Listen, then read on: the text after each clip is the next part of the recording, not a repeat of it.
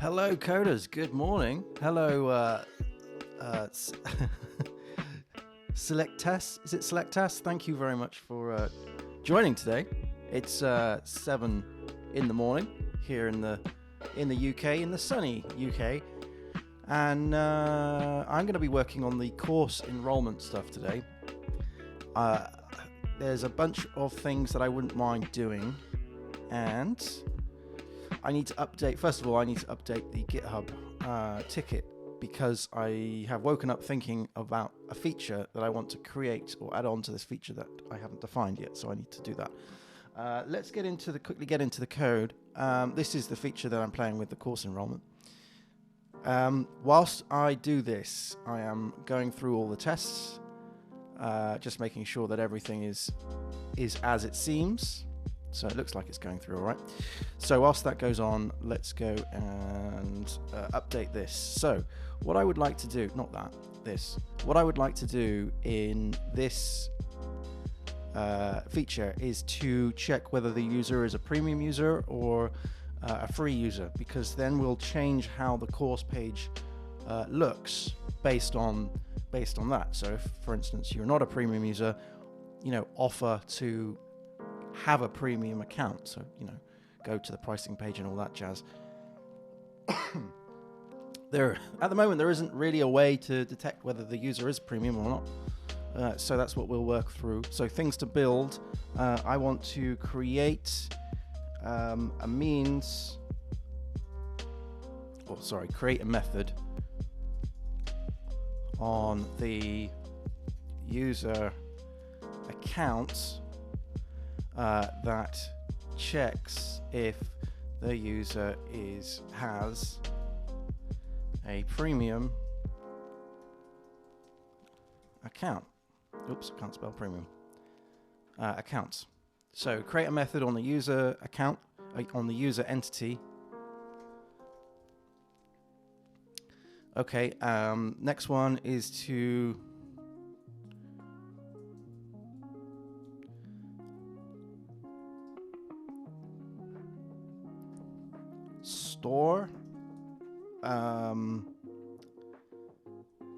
store current course page in session and redirect to course page after login. All right, log in. There we go. Sweet. Okay, so what's going on here? Oh, looks like Selenium's down. Looks like Selenium's down. Okay, let's do a Docker compose up Selenium test. Bring that bad boy up. Let me just double check. Docker ps-a. Selenium has been up for 2 minutes. So why has that? Cannot connect to the WebDriver. I haven't changed IP, have I? No, that wouldn't matter because changing of the IP gets sent across. No, I haven't. Interesting. Let me just do make tests acceptance. Okay, fine. Make test clean.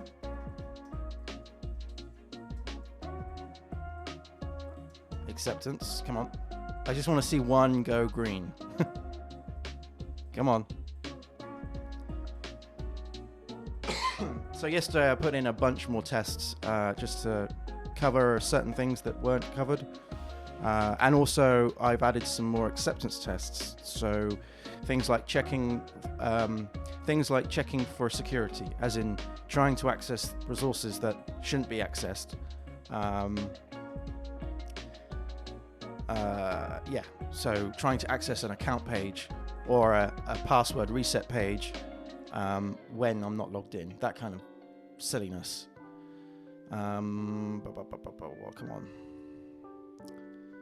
So essentially what I want to do is close all of this stuff and in my entity I want to create a method in the user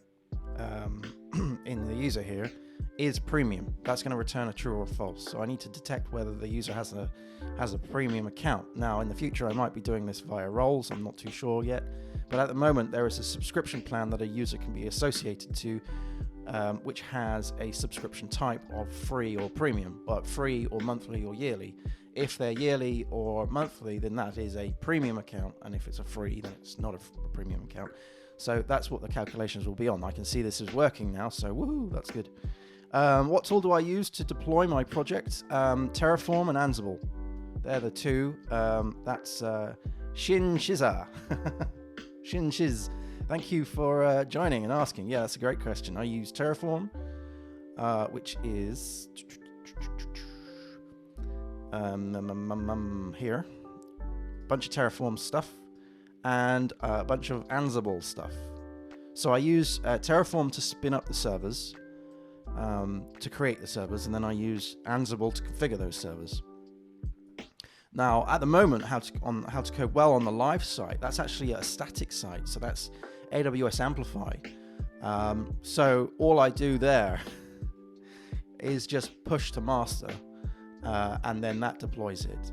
And also because the PHP stuff is for the APIs at the moment. That's done through Ansible and Terraform to deploy those. And then I have on the CMS, there's a button to actually trigger a Lambda script that actually does the redeployment of the front end as well. However, I'm moving away from AWS Amplify and just using solid PHP at the moment. So that simplifies things somewhat. Jaffa. Okay, I'll call you Jaffa, no problems. Are you conversant on Capistrano? Oh man, I haven't used Capistrano in years. Yeah, man, that's yeah, I love that tool. That Capistrano. I don't know if it is now, but it was written in Ruby. Oh, I'm gonna have to dig that up. That's a memory.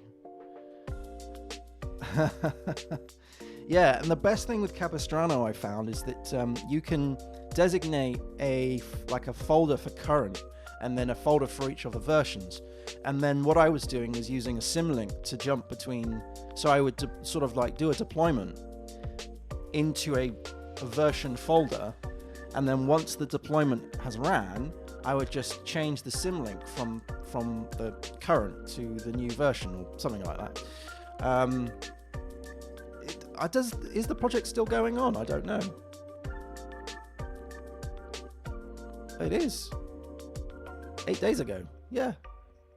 I haven't used this in a long time, just because, yeah, there we go, our Ruby tasks.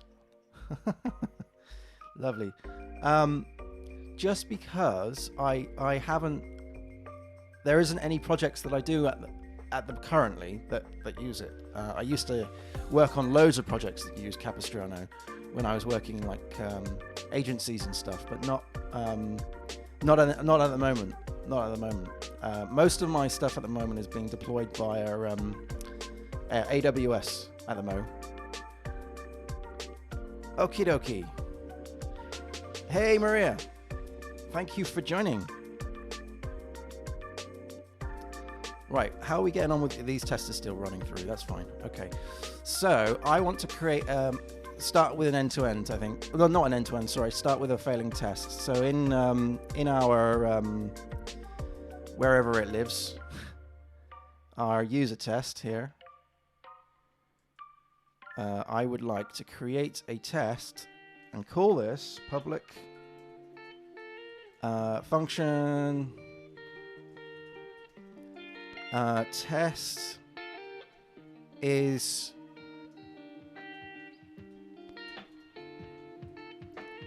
premium by default. That should return false. I can't spell premium. Okay, so we're going to instantiate a new user. So user is equal to new. In fact, I think there's going to be a few tests here. What I'm going to do is fork this off, actually. Yeah, I'm going to do that.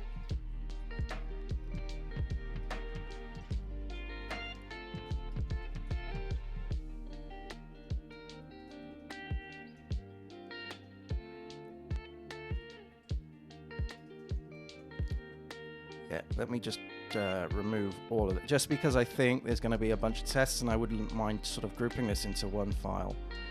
Okay, so user test is default premium. That's better. Although I still can't spell to save my life. Okay, so entity user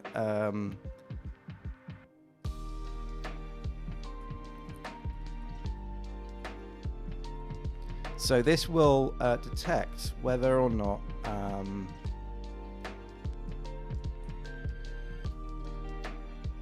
so we'll do default here. So this should return false. What I'm doing here is I'm going to create a new user and I'm just going to call is premium. Now this doesn't exist yet. I'm defining the scope. So that should return false.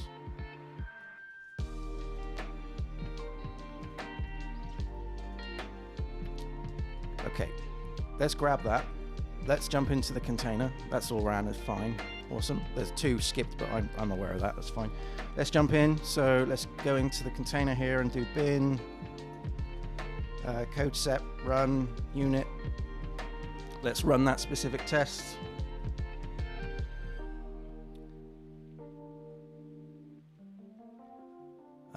Couldn't pass test on line 2. There is an error, apparently. Oh yeah, look at that. So this should fail. That's our failing test because is premium doesn't exist. So let's go and add it. So up here we have our properties, we have our methods. We're going to do public function is oops, nope. I'm not even going to attempt to do this. I'm just going to copy that. Just because I've got that spelling wrong so many times. Is premium.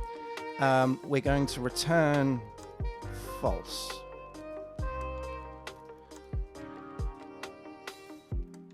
As a Boolean. That's a very good question, Maria, about design. Sorry, about your CV. Give me a sec. Let me run this. This should pass. Okay, cool. All right, so once we have that set up, next thing we need to do is create a new one here.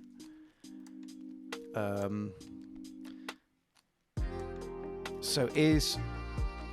let's do one where it is a premium. So is monthly premium. Is monthly...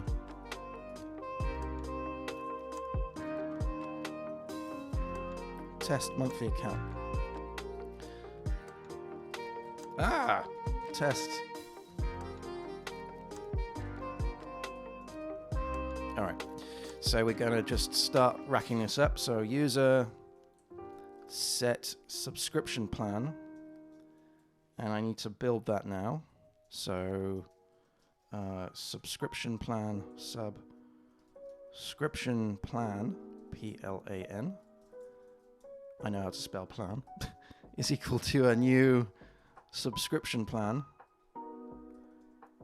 Okay, subscription plan set active is true. Subscription plan set internal name. Do I have a constant for this? I must have put a constant in for this. No, I haven't. Oh, wow. Okay, fine. All right. The internal name would be monthly.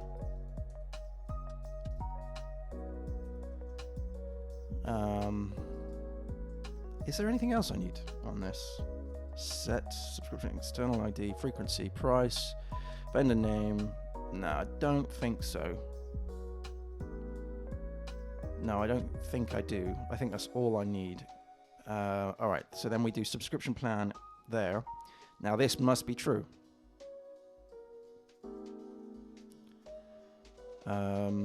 So let's do monthly. Now, obviously, the reason why I've done this is because we now have like a little switch. So this is going to fail, and that will then go up to here. We will then put in a check. So let's do subscription plan is equal to this get subscription plan. I just want to make sure, is that set by, no, okay, all right, so is that a null? Okay, is that set by null by default? Let's just see. Yes, it is. Sweet, excellent. Okay, so if subscription plan is an instance of subscription plan, if it's not an instance of subscription plan, we want to return false. They don't have a subscription plan. They're not premium. Okay, so that solves that one. Although I haven't even tested that one yet. No, that should solve the first one. That's it. That should collapse the if statement. No, don't do that.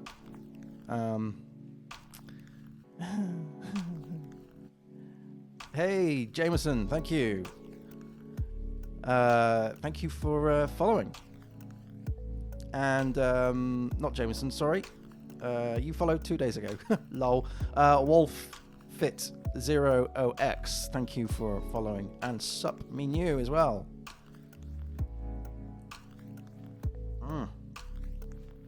I will get to that question. I will, I promise. I just want to rattle through this. If subscription plan is an instance of subscription plan, return false. And then we go subscription plan, get its internal name. We need to do that. We need to do free.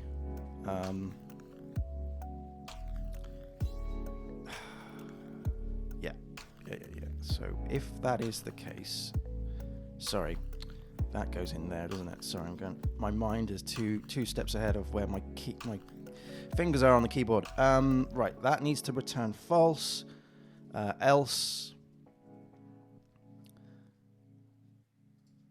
why did I do it in a ternary? Why did I do that? That doesn't make any sense. Pete, come on. If there's no need. If that is there, then we return false. There we go. Right. Good stuff.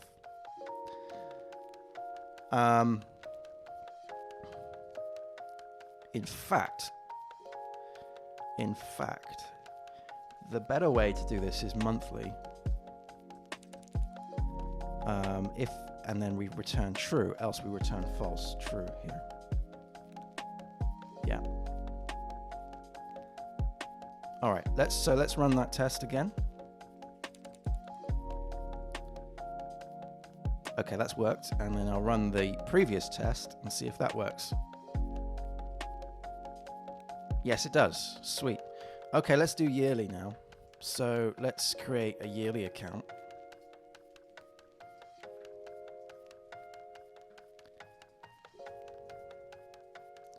And I'm gonna put these in constants because I don't like the fact that I'm hard coding it every time.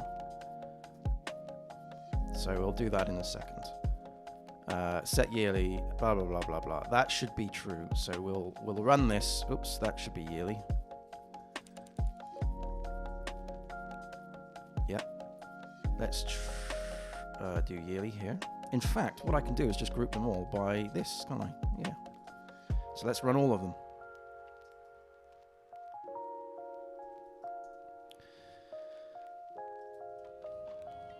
So, okay, so the yearly one didn't make it. Let's go back over to is premium here. That needs to now have an OR.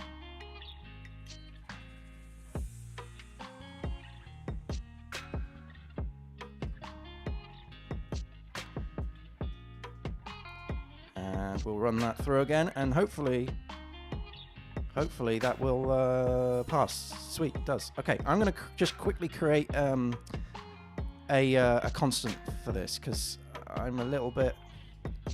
I don't like...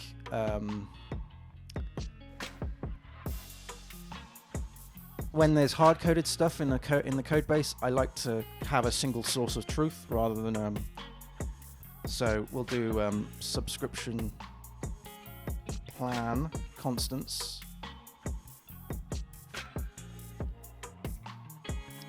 So we'll have free account here, which is just free. Whoops. We'll have internal name underscore free, internal name underscore monthly,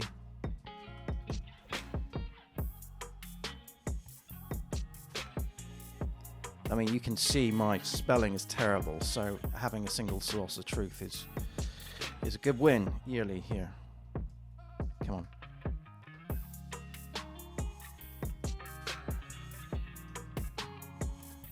And yearly, like so.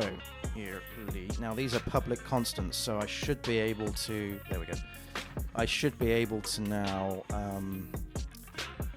in the premium test, switch these up. So this becomes subscription plan. Plan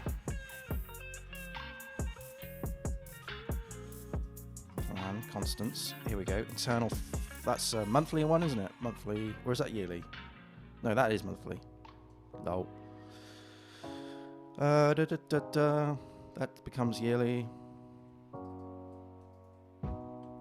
Have we actually done one for free? So that's monthly, that's yearly. Have we done one for free? No, we've just done the default. Let's do one for free.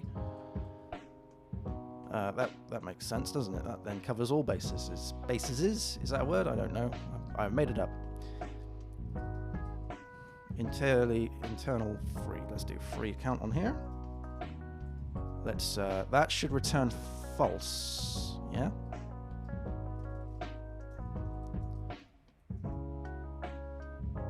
Why is there only 4? Oh, I need to change that, don't I? Sorry. Ah, free. Let's come out of that. Do that again.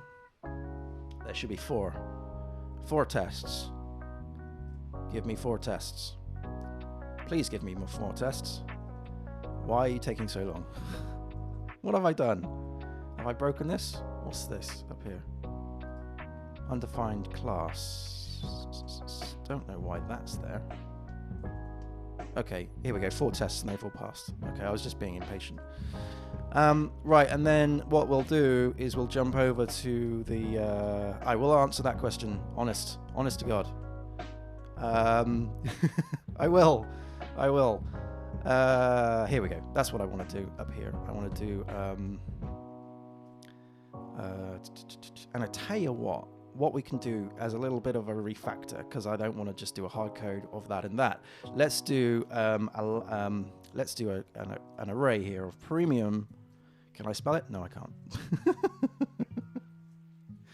Premium accounts. Premium plans. Let's call it plans. Let's do a bit of refactoring. Premium plans is an array. Where we have subscription plan constants of internal free, and then we grab you and we paste that down here, and this is, no, that's not right, that should be monthly, this should be yearly, just so, and I can future-proof this, just so if there was another plan that I wanted to add to this, then I could do that quite easily.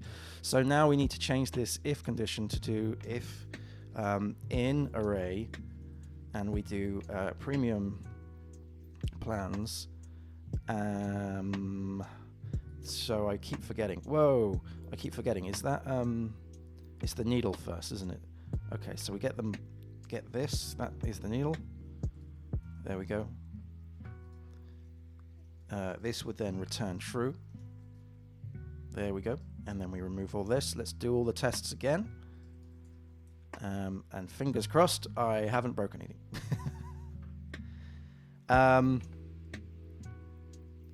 Cool, that's working. Let's answer that question. This is a question from Maria. I have a question. I was wondering what I should put on my CV, having no prior experience.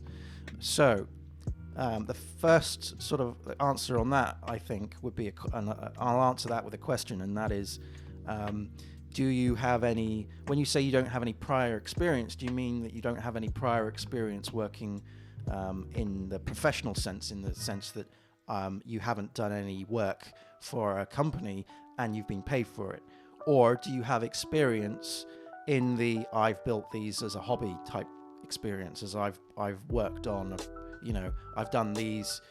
It could even be that I've done these courses, or I've built this portfolio site, or I built this blog. Anything where you do any kind of level of coding, in my opinion, is experience. So there's no harm in putting down unpaid experience on your CV. Your CV doesn't have to be just full of all your work experience. If you don't have any work experience, you can't put that on the CV. But what you can put on the CV is experience of just doing a Udemy course, or doing watching How to Code Well videos, or doing the monthly coding challenge that we've got here on How to Code Well. Plug. But even if it was building a blog site or a microsite for a family or a friend, maybe they want to have a business themselves, and you help build one of their pages or whatever. Put that down, and elaborate on the things that you did within that. So, for instance, I did a Udemy course, and on that Udemy course, I learned X, Y, Z. And also, hopefully, if you've done a Udemy course or a web development course of some description, you've come away from that with something that you can actually put on the web. So, for instance, if you built something, if it was a front end thing that you were playing with, that you were learning, and you built something, even if it was, even if you think it's not great, right? Even if you think that it is just bare minimum stuff. Like, let's say, for example, you learned to do a carousel, or you learned to build an image gallery, or you learned the grid layout in CSS, or the flex in CSS, Flexbox, or you learned to create a JavaScript game, and it was perhaps tic-tac-toe or something like that.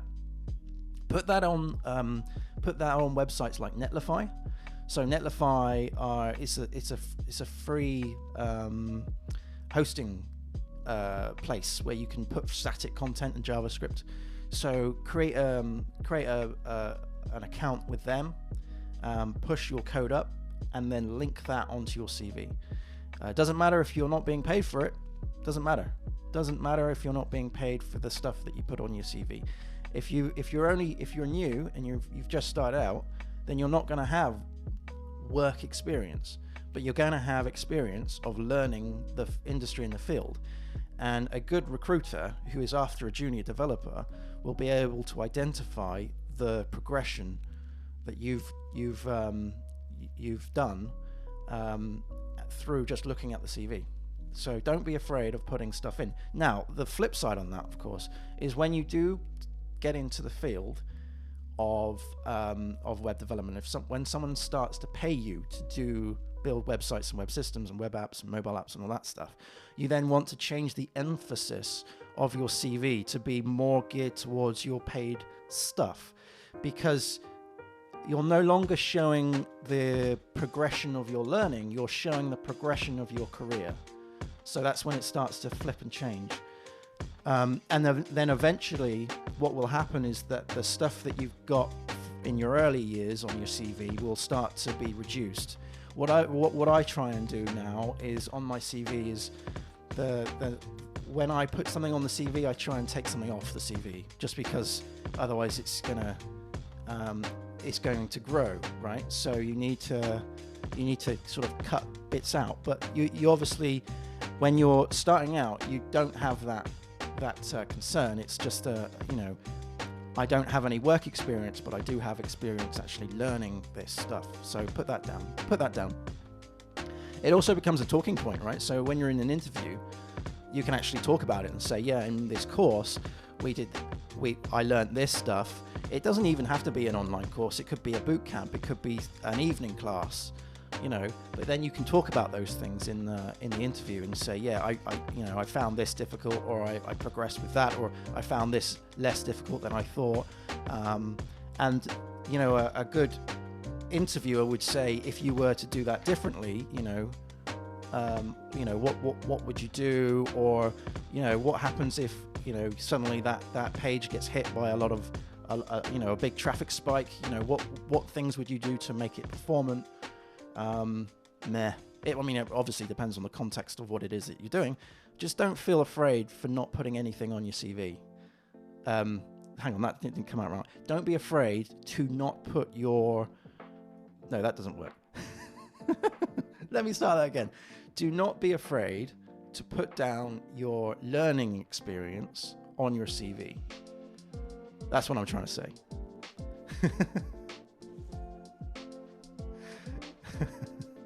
I remember when I first created my CV, I would put down the actual projects that I created. When I first had the challenge I had was, I had my first job and I was there for 4 years, right? 4 years working in that full-time position. And when I was looking for other work, I obviously rebuilt my CV because I had all the projects under my belt. But I couldn't just put in a single line, I worked here for 4 years. I needed to actually explain what I did in those 4 years. So I thought of all the projects. I was able to have all the links and stuff. And then I had paragraphs for some of the top projects that I thought were awesome. So I picked, say, 5 or 6 projects that I had done over that 4-year time. And then I wrote big chunks of paragraphs as to what I did, and I made sure that each of those projects were different, so I was able to show different skills. Now you could do that again with, say, if you learned 6 different things in web development. Say if you learned HTML, did a HTML course, did a CSS course, did a JavaScript course, maybe even did a Vue or React course. You can pad that out and have some paragraphs as to the actual things that you learn in that, and then have links off to the things that you've built. Right, so that is that on those 4 tests. We're going to work now through the database side of this. So that's just hooking up the entities. That's pretty noddy stuff. Let's now work on the actual database side, because that's important. That's important. Hello from Peru. Nice. I hope you're doing well over there. Why don't you use for yearly or monthly? Okay, yeah, no, I've done that.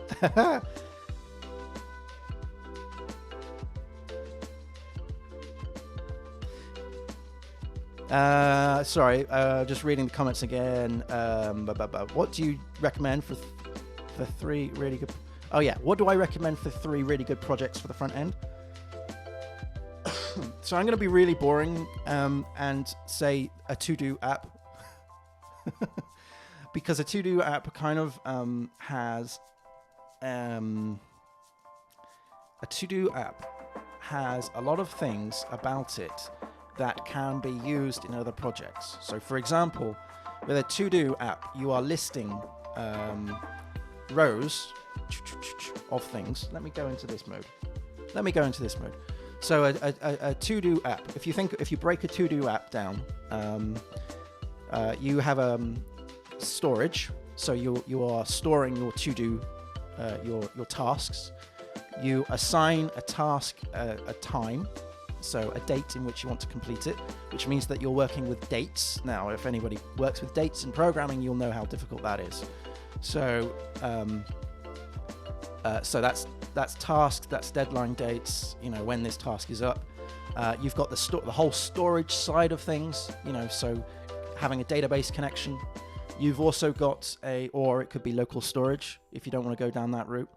And then you've got things like maybe if you want to improve the to-do app later on, you can then attach files to a task, maybe an attachment of an image. So basically what I'm saying is a to-do app has a lot of legs in terms of where it can go, and it shows a lot of skill. It's actually quite a difficult thing to build, a to-do app. Another app I would recommend is a game. Something where you're dealing with user interaction. This is specifically for front-end devs, I guess. So learning how to grab keyboard input and mouse input, perhaps, moving things about using like different shortcut keys. Maybe if it was a game where you moved, like if it was a maze and you had a ball and you were just moving the ball to a specific point in the maze, something like that. Or it could be Pong or tic-tac-toe or something like that. We did a game on How to Code Well where people were doing, for one of the challenges, people were doing a fighting game. So this was like a battle royale game where you had a set number of characters, and those characters have different strength and health points, and then they randomly fought each other until one person, one character actually survived. In fact, I can probably show you that. Let me have a little look. This is really awesome. In fact, I did this, or a part of this, for one of my, for an interview. I was asked to do this as one of my projects. Well, a form of this, shall we say. Let me just find that out. Bear with me a sec. It is in... It's not there. Where did I do it? Was it in April? Yeah, here we go. May. July? Right, so yeah, it was May. Okay, so May is where we were at. I'll just show you some of these games because they are so cool.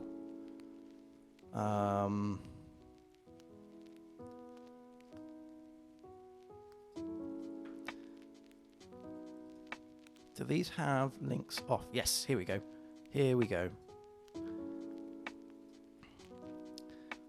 So this is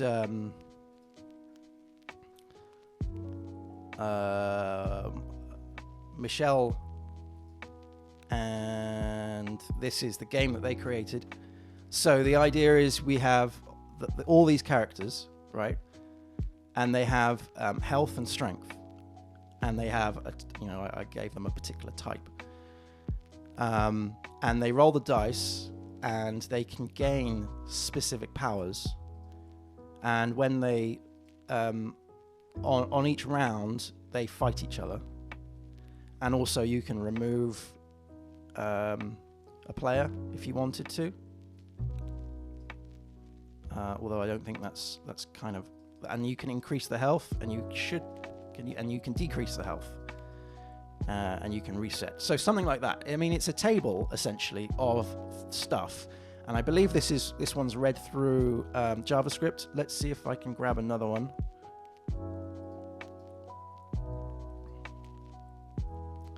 I'm not sure if that's on. I'm looking for one that is specifically on. Yeah, no, I'm looking for ones that are specifically have Netlify. I think there was one on the previous month.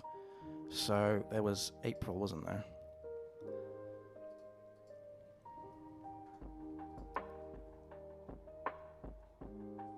Here we go.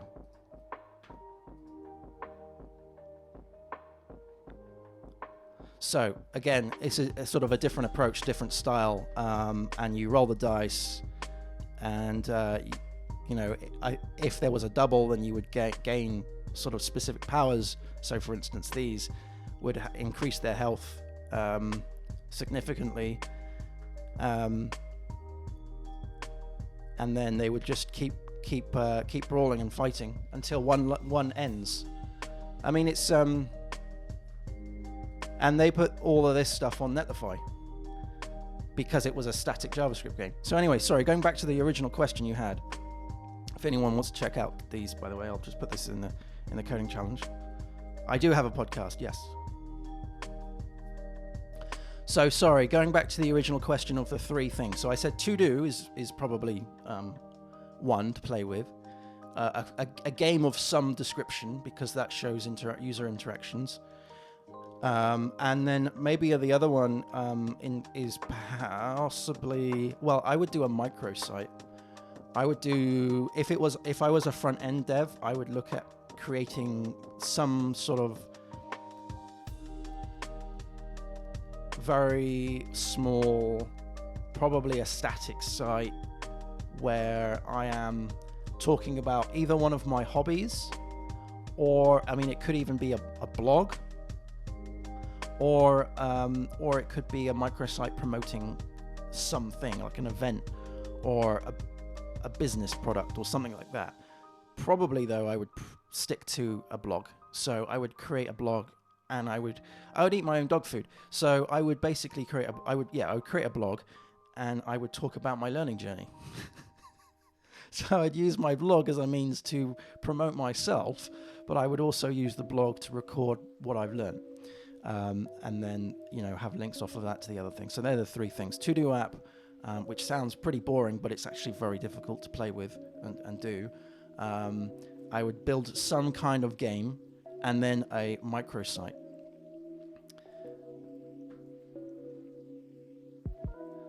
Sorry, okay, going straight through the chat again. Do I have a podcast? I do. Let me put that down. Do I have... Yes, if you search for How to Code Well on Spotify, let me find it. Give me a second.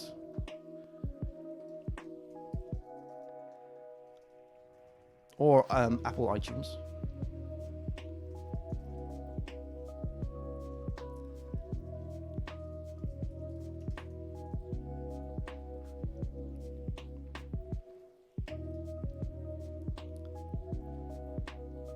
So this is the link to the show. That's on Spotify. Now also, I do the show live on YouTube. So it's a YouTube video that I push out to Spotify and iTunes as a podcast.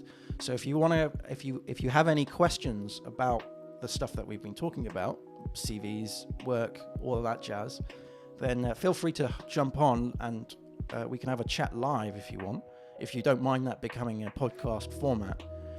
So that happens Thursday evenings at 8 p.m. It's GMT on Thursday evenings, and it's usually 5 past 8, something like that. Depends on how slow I am getting my cup of tea ready. Actually, no. On the Thursdays I drink beer, so I'm drinking during that show, just to having a pint. That tea's gone cold. That's a shame. Yeah. So I'm usually trying to get a cold one out of the fridge. Okay, I want to play with a database. So is premium. That is getting this, and it's just switching between the constants. That's fine. But we've got some data fixtures somewhere in here. We've got some user fixtures, and these user fixtures say, for example, the free test one at testing.howtocodewell, whatever, has a subscription plan of free. And then we have another one which is monthly, which has monthly here. So I want to ensure that the database picks this up correctly. So what I'm going to do is create a test in the integration. Where should we do it? It's not a manager. Well, it is a manager.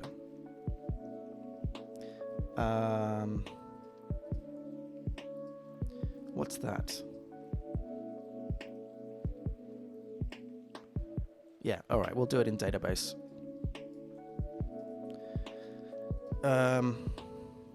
Right, so this is user premium test. Just go user test, that's fine.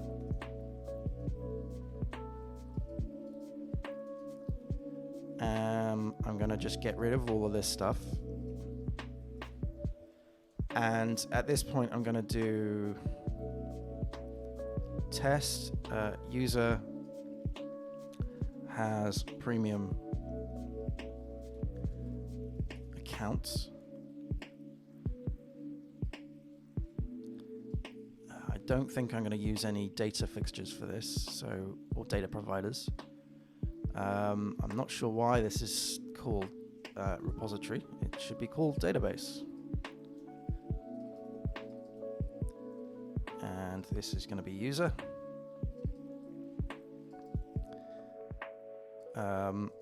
Has premium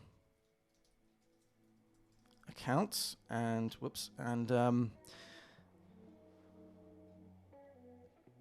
yeah, okay, so we're going to grab the user by the ID.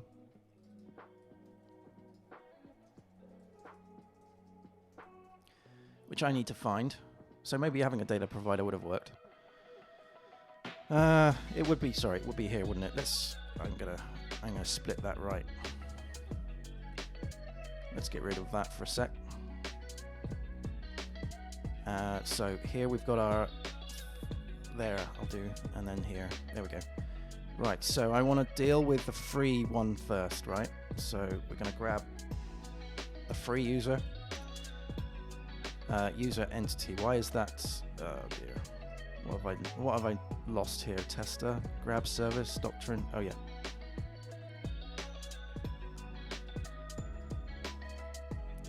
Alright, so we're grabbing the service, which is doctrine, we're grabbing the user off of the repository user and find by ID.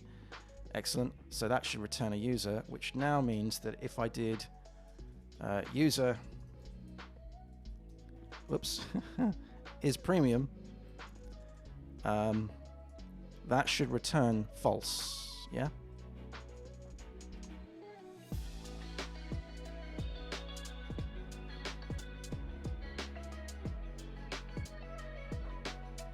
Sorry about that. I've just realized I haven't had a cup of tea this morning. Is that premium? That needs to not be cast to a boolean because it is a bool, and that needs to be false.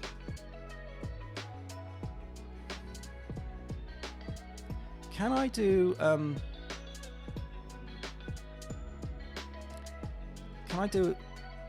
because I'm just going to forget that ID, so can we do repo is equal to, yeah, I'm going to forget that ID. That ID doesn't really mean anything. So let's move that out of the way. Out the way. Right. And then repo down here.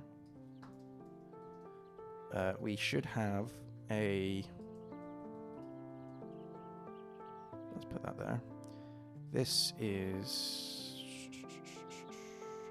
user repository, which is repo. And we should on this have find by email. Here we go. There we are. So I should be able to grab the email address. That means that makes more sense, you know. Reading this quickly, I'm just not going to know whether this is a free or premium account. There we go. All right. So let's get into the container. This time it's not a unit.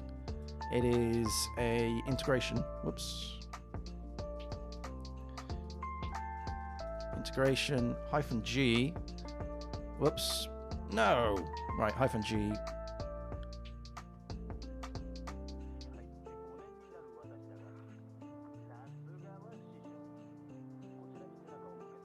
There we go. Okay, so we're going to have user does not have. In fact, I am going to do this as a data provider. Yeah. I will. Because otherwise I'll be making duplications of my code, which isn't good. So public function data provider. It doesn't user provider. It doesn't have to be. It doesn't have to be called data provider. Okay, that returns an array where we have an array of an array, and the first one is going to be the email address, And the second one is going to be what I expect. So I expect false.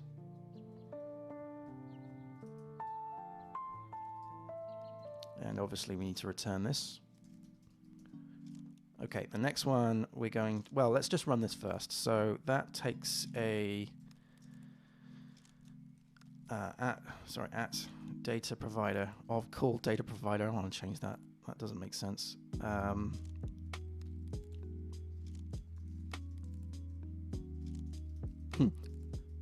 Let's just call it user data provider. Whatever. So that that will be a excuse me. Wow, that will be a string where we have the email address, and we also have result expected. Sorry, expected. That's what we expect. So the email is here, like that. And expected will change depending on this. So we can do if expected 1, 2, 3 is equal to true, then we change that up to true, else that's false. All right, okay, let's run that test again.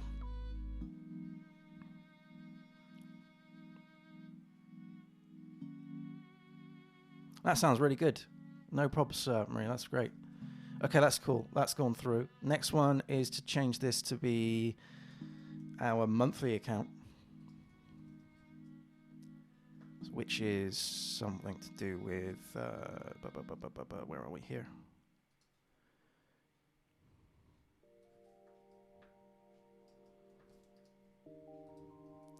So that should return true because it's a monthly account.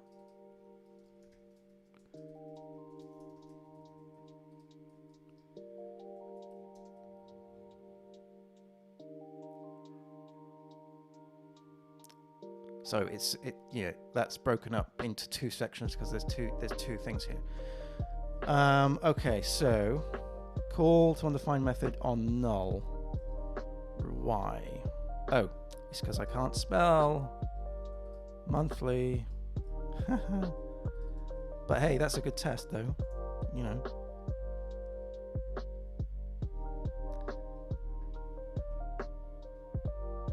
Okay, good. Let's do the same for the yearly. So that should be true.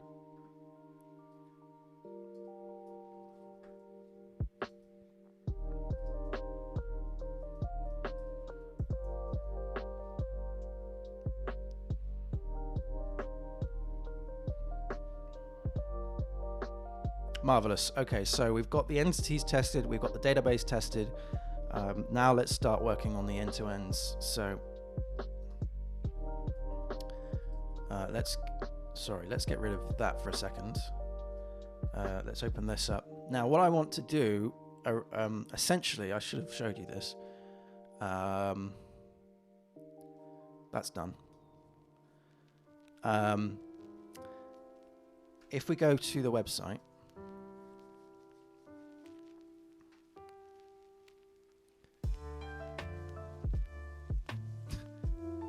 come on. Why is it taking long? Oh.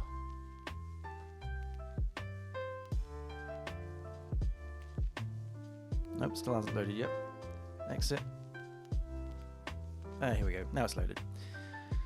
Okay, this is just test data, right? This is just don't freak out. It's all test data. Essentially, what I want to do is when you click on, say, one of these, for instance,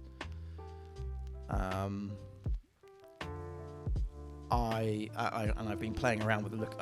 It's not great. It's not great at all. But I want to change the way this looks and feels based on whether you're logged in and based on whether you are a premium account or a free account, essentially.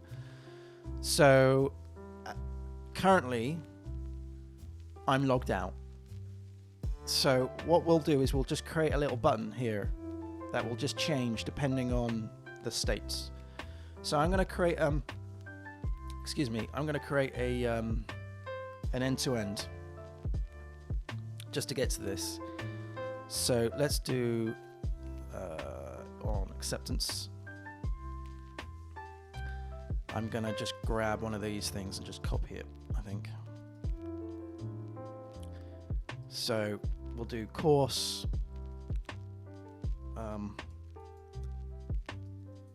Linux bash. Actually, no, let's give it a little bit less context.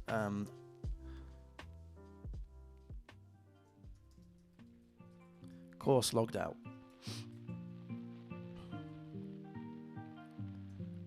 All right, so course logged out.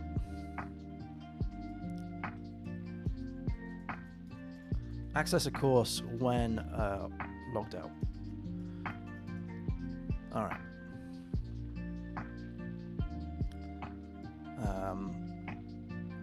So, a logged out user should be able to see the course, a course, I logged it. Yeah. Okay. So what we're going to do is we're going to walk through this and go to, I think that's a clickable thing, and go to here, because essentially I want regardless of whether you're logged in or logged out, for courses that aren't premium, I want basically anyone to access this. So basically what I'm saying is I don't want a walled garden of like you must have an account of whatever description to see my videos. I want certain videos, most of the videos that I've got at the moment on the site at least, to be available for free, regardless of whether you have an account or not, and regardless of whether your account is a free account or whether it's a premium account. So essentially, I want to hit that page, but I want to do it through this page. Yeah. So I'm just going to put that down here for argument's sake. And when we get to, let me think, it's in register, isn't it? So, given I am logged out, there we go. Start it as we mean to go on. Let's get rid of this for a second. I'll deal with the scenario in a second. So, given when I'm logged out, I go to this page. Okay, that's cool. Let's get rid of that for a sec. And so let's change the scenario. So the scenario is to access a course page. Access a course page.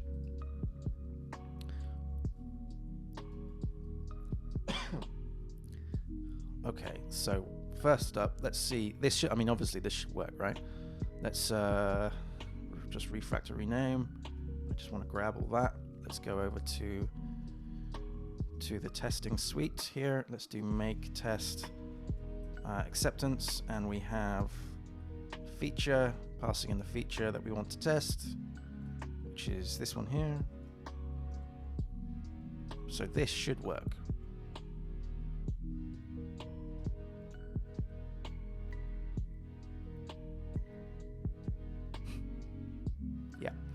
Okay, cool.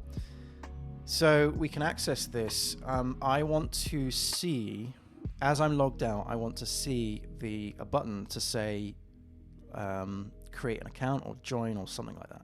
Basically, I want something here that will take me to the pricing page. So, is there anything? Excuse me. Is there anything in here? About IC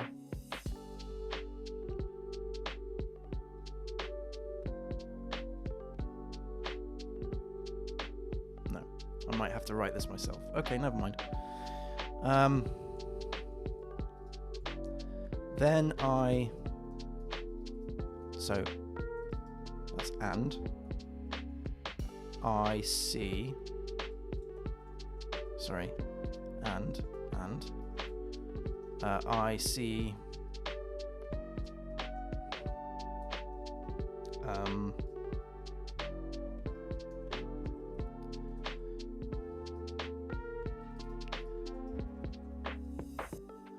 I don't really know what to call it, to be fair. Create premium. Create premium account. I don't know. I haven't made any kind of decisions as to what this page will look like yet. I've just been playing around with. I mean, it looks terrible. It looks terrible. Actually, no. So this should be watch course. All right. So I see watch course button. Link. And I see watch course link. Okay, so we have watch course, and we have another one which is I see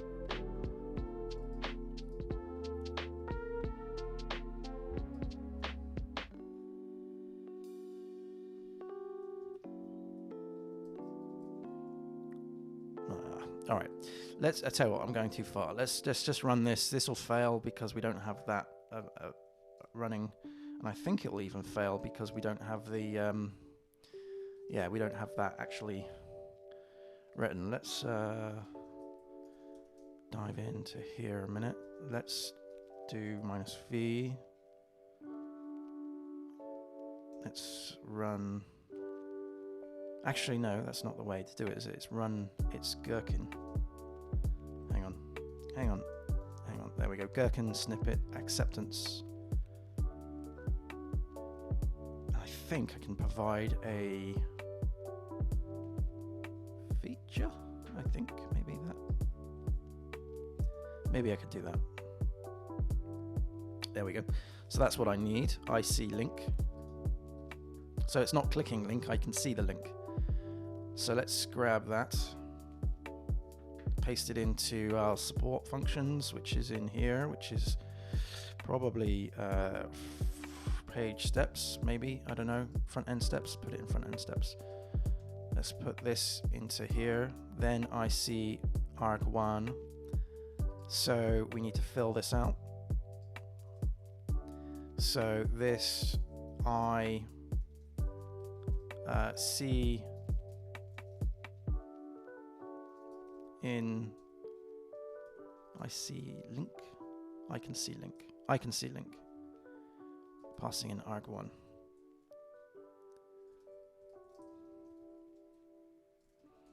All right, let's come out of this. This is why I wasn't in a container, wasn't it? Let's run that.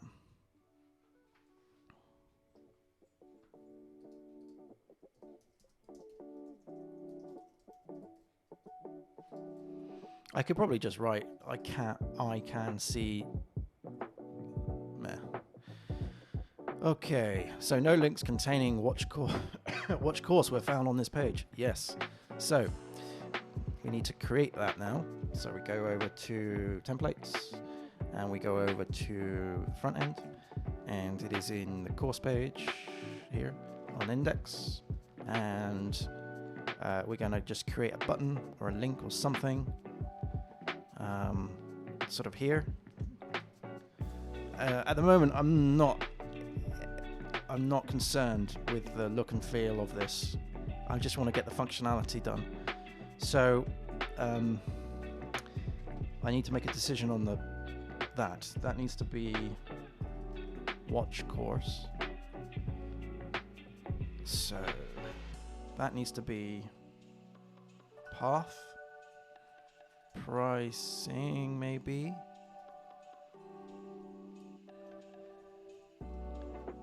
Front end, blog, count, pricing index.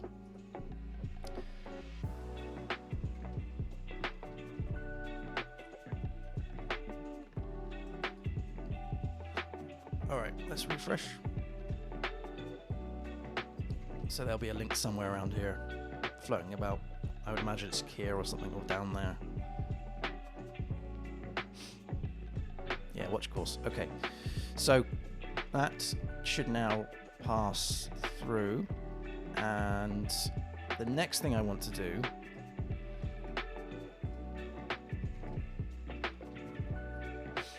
is create another one that is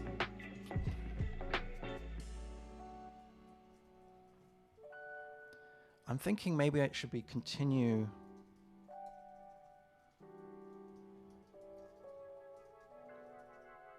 as guest. Maybe?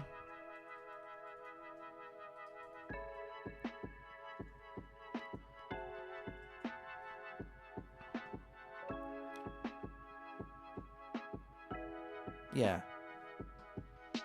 Something like that.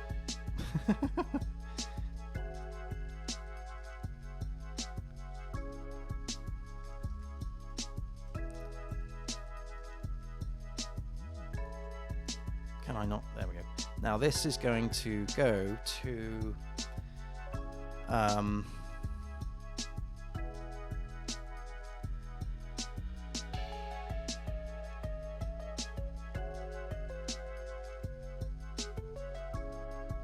here.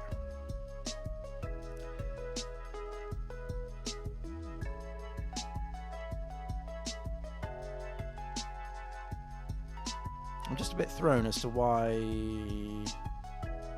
some of the HTML is a different color. Anyway, this needs to be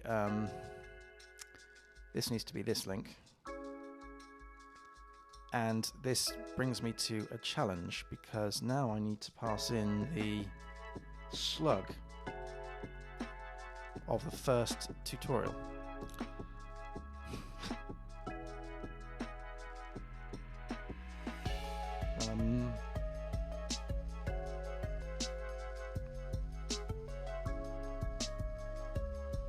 As you see here, we've got the tutorial slug here, lesson slug.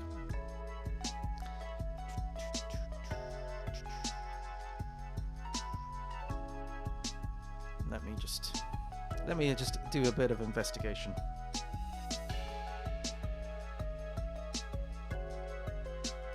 Oh, I've already got it loaded. If I was to remove that, no, I'm gonna need it. Darn it. Okay, that sucks. I'm gonna need to have a method on the course to get the first tutorial back. Okay, we can do that. Because essentially I need something like this.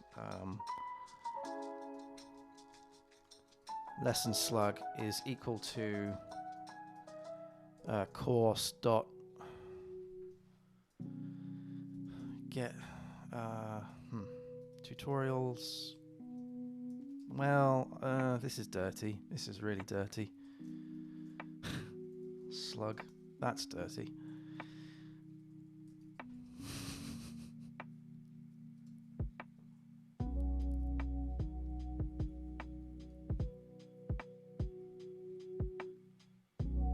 Tutorial slug.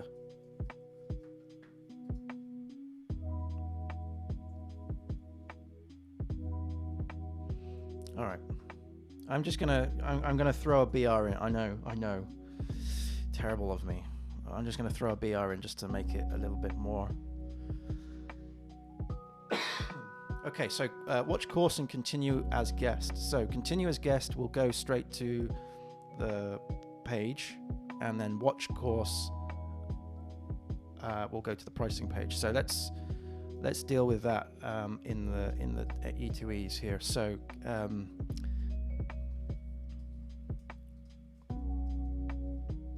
so first up, I want to ensure that I can access the excuse me. I want to ensure that I can access the tutorial without being logged out. So given I'm logged out, I can access a tutorial or a lesson page, whilst being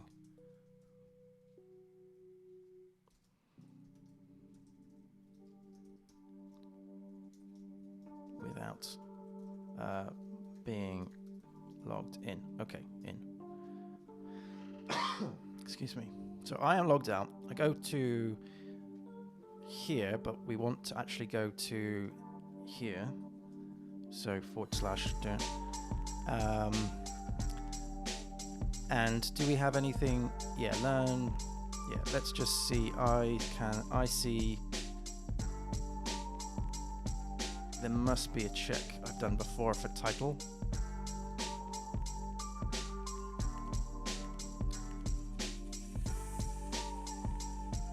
Yep.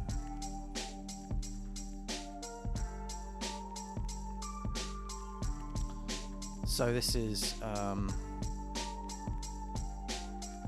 learn Linux bash. I don't know what the rest of that is, so let's just run it. The test will tell me.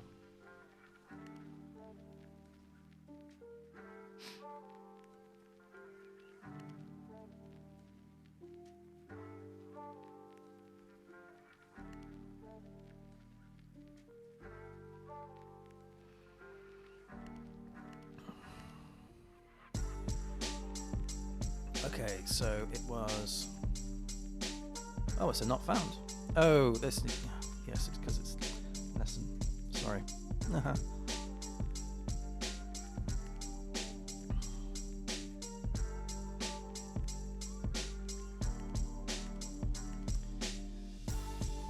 Okay, so the next one is to actually press those buttons.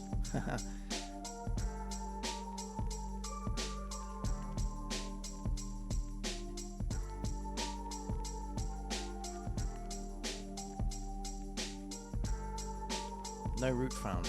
Really?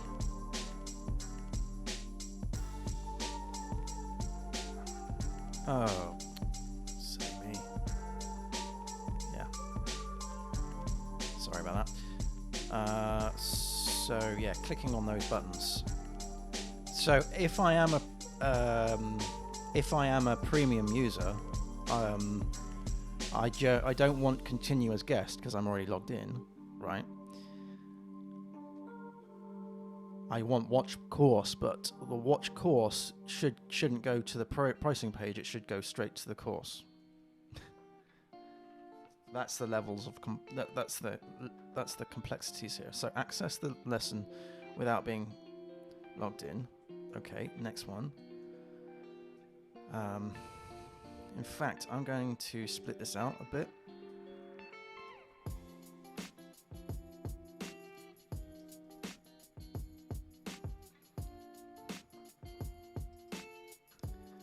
And I'm going to have access a lesson when logged out. A logged out user should be able to see a free lesson.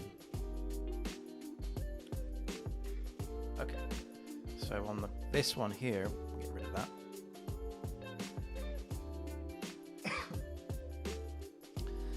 Okay, so now we can see those things. I am logged out. Let's do the watch course. So I'm gonna just comment that out for a minute. And instead of I see watch course link, it is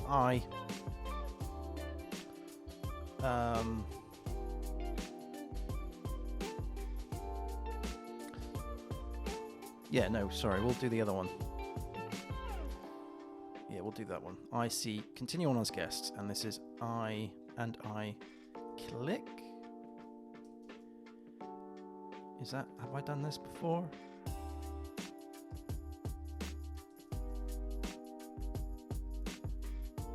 Yeah, here we go. I click continue on as guest. Right. There is another one here, which is redirection, I'm sure. I am redirected to.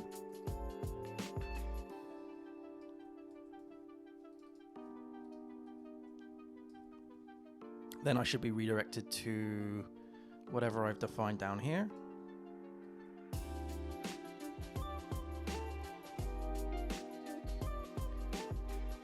And I should also see the title,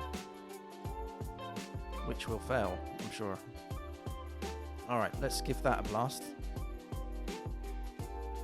So, given I am logged out, then I go to here. I should say and, to be honest. And I go to here, and I click the continue. Then I should be redirected, and I should see that in the title.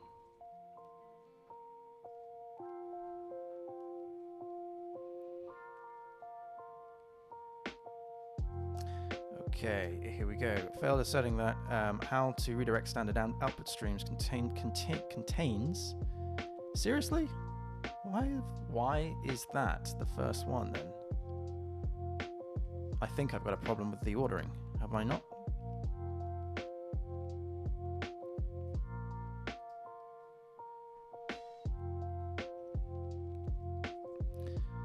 So what we've done here on the index is just pull out that one, 0, but it obviously looks like 0 isn't the right one. I think I'm going to need a method on the course. I reckon I'm going to need a method on the course entity. Here to get the first tutorial, I reckon something like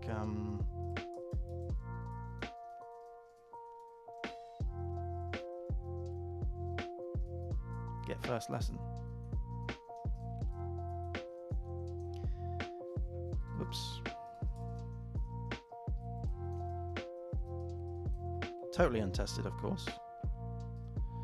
And this will do this get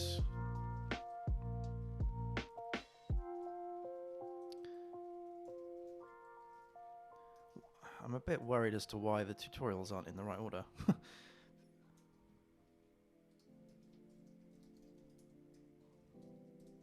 Why would they not be in the right order?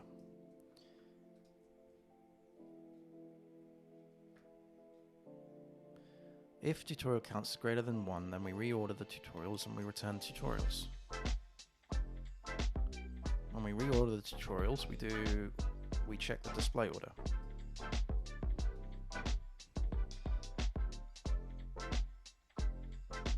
Something isn't right. Because the test is saying that when we click on this, we actually get to here, how to redirect standard output streams. That's so weird. I'm going to just check that with the data fixtures, in fact. I'll just get rid of that.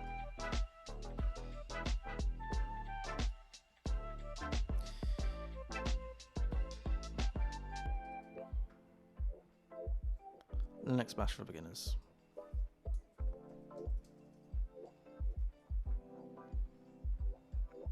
Oh.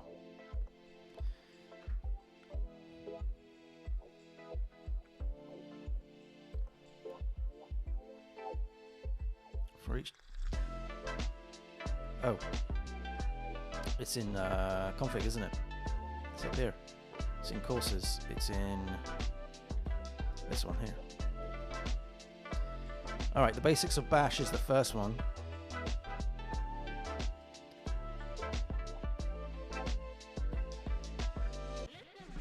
The second one is this one. So I don't understand why this is coming out with how to redirect output streams. Let me just copy that for a sec.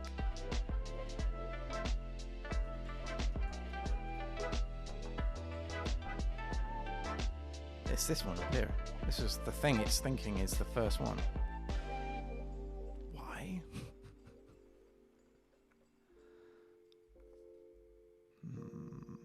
Okay, I wonder if...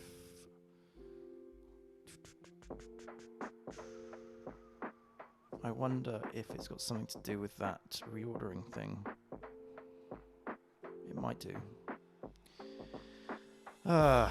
Rubbish. I hate it when you're on a roll and then you get hit by something that you just didn't expect. Of course.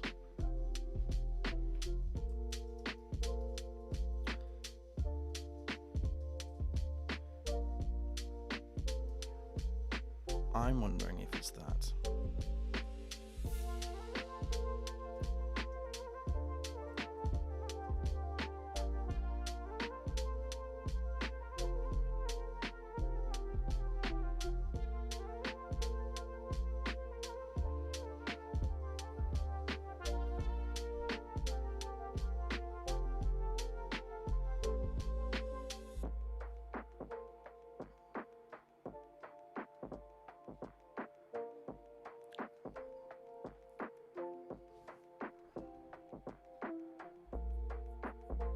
No, it's still failed asserting that. It contains this. All right, this is weird. Let's go and just have a look at.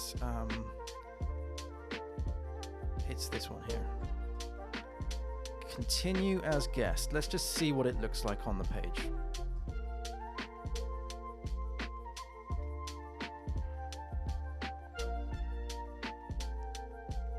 Continue as guest goes to, yes, it does go to that one. That is wrong.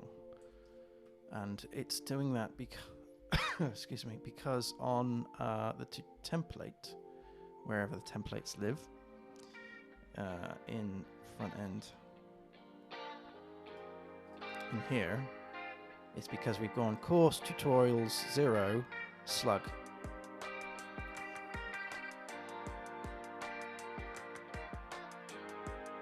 So weird. I don't understand why that's happening. That should be an array of tutorials, and we should be pulling out the first one, not the last one or the middle one.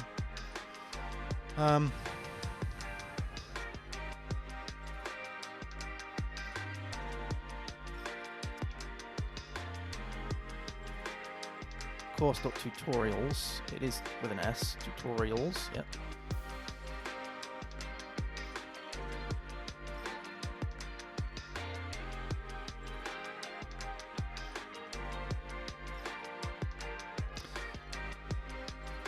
Okay, right. Just to get around this, I think what I am going to do is create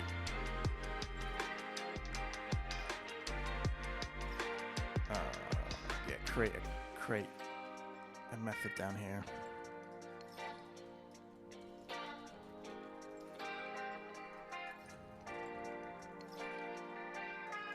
And we're going to do return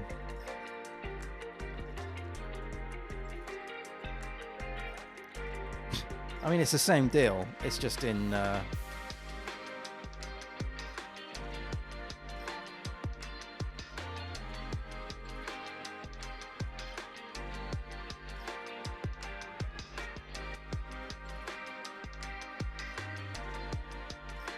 obviously untested. Tut tut tut.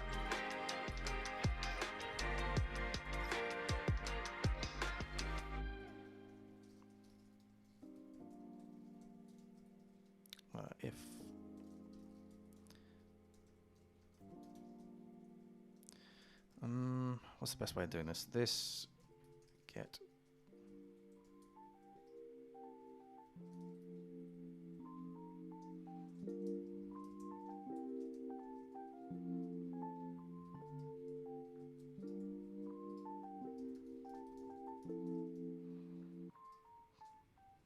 pretty dirty, I know.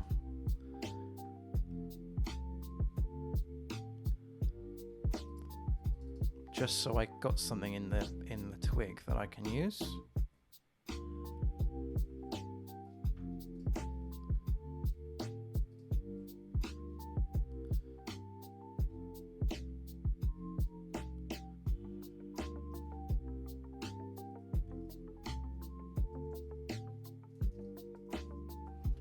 Let's see. Does that change?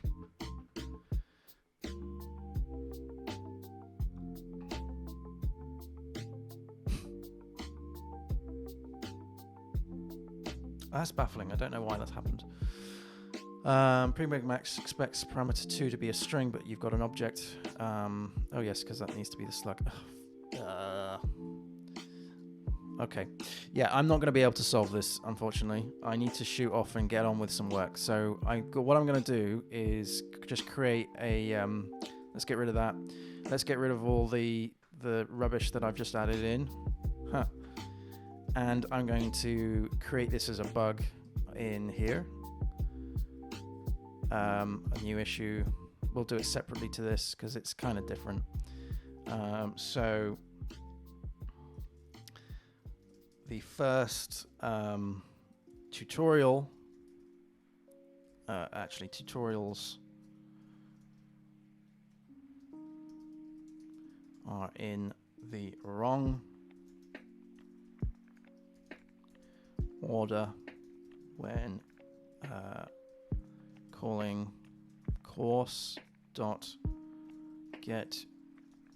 tutorials.bing Python, but whatever. So it's a code issue. When running, and we'll put in some code here.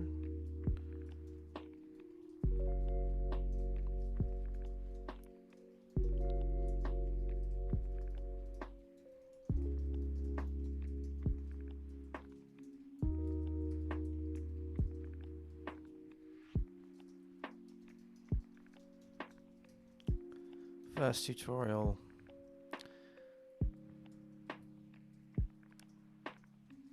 The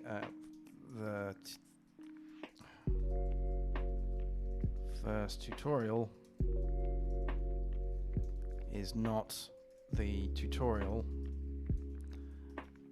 with the lowest display order, and what I'll do is I'll also put in an example. And this is a good one for me to run a test with. I'll do this tonight.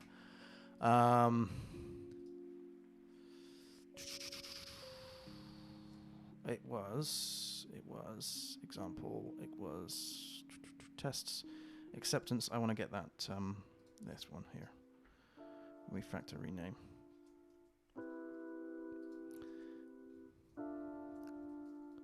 Example E to E is that. Let's see, have I made anything daft? No, I haven't. Okay, that's good. We will assign that to myself, and I will put the label in as a bug. It's the current project, obviously, and we'll put it in as milestone as now, and we'll run it. Awesome. Sweet. Okay, so we've done a lot of work today, which is nice. But we've hit this interesting issue where the tutorials are in the wrong order. So I need to solve that first before I start working on the other bits and pieces. So I'll crack on with that tonight. But I am going to shoot off. I've got obviously my day-to-day job to do. So I'm going to grab some breakfast quickly and then get cracking before 9. But thank you ever so much, everybody, for watching. As I mentioned before, I've got this podcast going. And the next episode will be on Thursday at 8 p.m. GMT on YouTube. That's youtube.com/howtocodewell. And if you want, it's a live thing on YouTube. So if you want to come and say hello or ask me a question, then please do so. There will be a topic that I'll talk about specifically to do with web development and programming. But always welcome to say hello to anybody.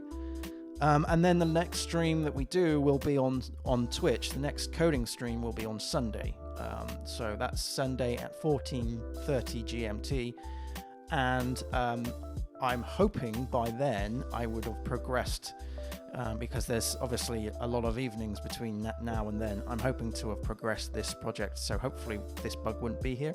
And we would be on to working on other bits and pieces. But anyway, thank you ever so much for watching. Happy coding, everyone. Have a great day, and I'll see you again soon. Cheers. Bye-bye.